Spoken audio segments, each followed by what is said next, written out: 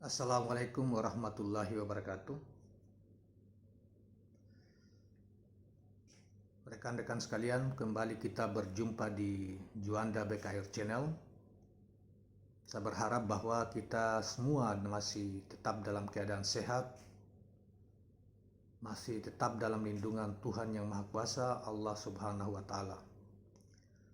Kawan-kawan sekalian, kali ini kita akan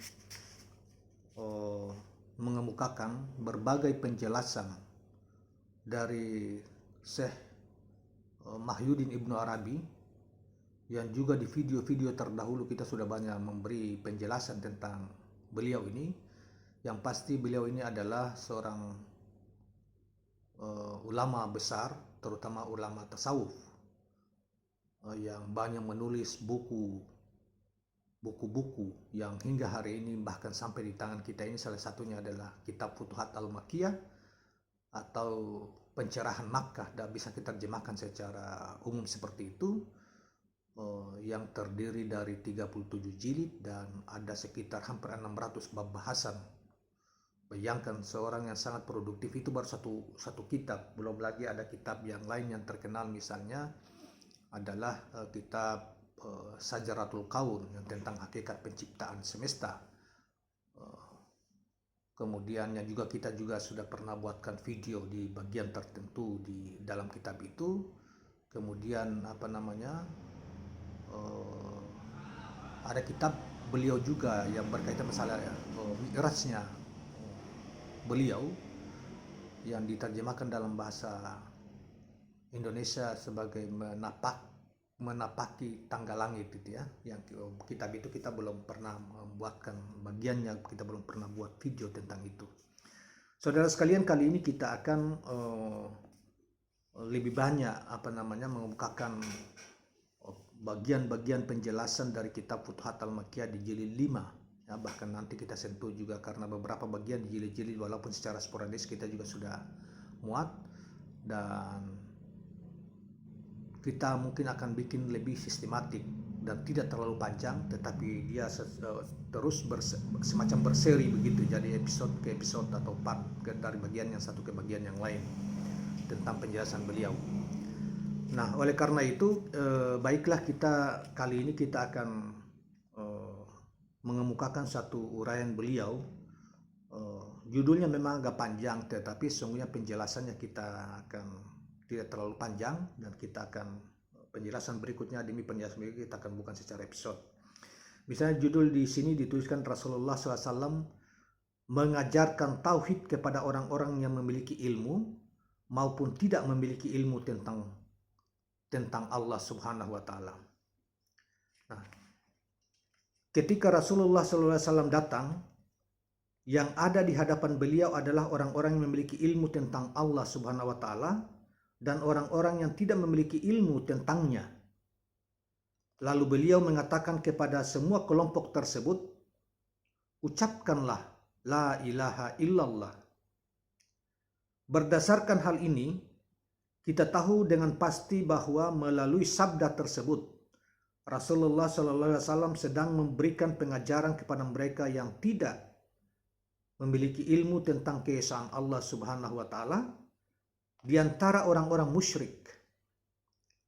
Selain itu, beliau juga mengajarkan kepada mereka yang telah mengetahui tentang Allah Subhanahu wa Ta'ala dan keesaannya, bahwasanya mengucapkan kalimat tauhid secara lafal adalah wajib hukumnya, dan hal itu akan menjadi jaminan keselamatan bagi mereka dari tertumpahnya darah, terampasnya harta benda, dan tertawanya anak istri mereka. Karena itu Rasulullah bersabda, yang artinya, aku diperintah untuk memerangi manusia hingga mereka mengucapkan la ilaha illallah. Jika mereka mengucapkannya, mereka tidak melindungi darah dan hartanya. Mereka telah melindungi darah dan hartanya dariku kecuali apa yang menjadi hak Islam. Sedangkan hisab mereka ada pada Allah Subhanahu wa Ta'ala. Hadis ini diriwayatkan oleh Imam Muslim. Beliau tidak mengatakan di sini hingga mereka mengetahui, karena di antara mereka terdapat orang-orang yang telah mengetahui keesaan Allah Subhanahu wa taala. Hukum yang berlaku di dunia adalah untuk mengucapkan tauhid pada lafal, bukan untuk ilmu tentangnya. Adapun di akhirat, pada hari ditampakkannya rahasia-rahasia sebagaimana dikemukakan dalam Al-Quran surat 86 ayat 9. Hukum yang berlaku adalah untuk ilmu tentang tauhid, bukan pengucapannya. Di dunia, kalimat tersebut diucapkan oleh orang-orang yang memiliki ilmu tentang tauhid dan orang yang memiliki iman. Begitu pula dengan orang munafik yang tidak memiliki ilmu tentang tauhid dan tidak memiliki iman. Ketika mereka semua mengucapkan kalimat tersebut, mereka tidak telah melindungi darah dan harta mereka kecuali untuk apa yang menjadi hak darah dan harta tersebut dalam Islam, baik di dunia maupun di akhirat.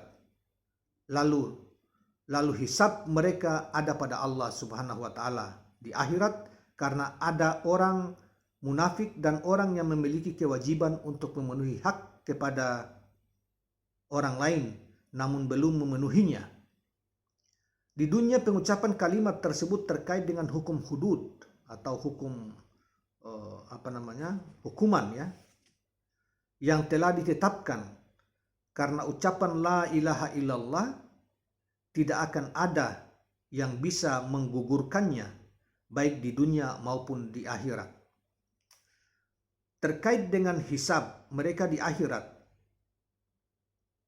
ada pada Allah Subhanahu wa taala, dan Allah berfirman dalam Al-Quran yang artinya pada hari di mana Allah mengumpulkan para rasul dan berkata, "Apa jawaban kalian terhadap seruan kalian?"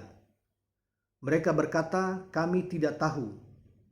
Sesungguhnya Engkaulah yang Maha mengetahui perkara yang gaib." Al-Quran surat 5 ayat 109. Allah Subhanahu wa taala bertanya kepada para rasul, "Apa jawaban kaum kalian terhadap seruan kalian?"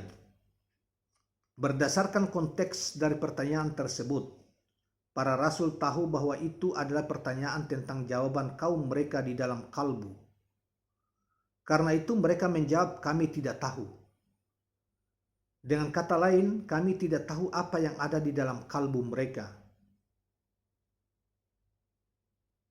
Sesungguhnya Engkaulah yang Maha mengetahui perkara yang gaib. Ayat ini memperkuat dan mempertegas apa yang kami sampaikan di atas. Saudara sekalian, demikianlah penjelasan Imam Muhyiddin Ibnu Arabi tentang masalah ini yang kita barusan bacakan. Dan sebelum kita akhiri, jangan lupa subscribe dan share sama like channel ini. Terima kasih. Assalamualaikum warahmatullahi wabarakatuh.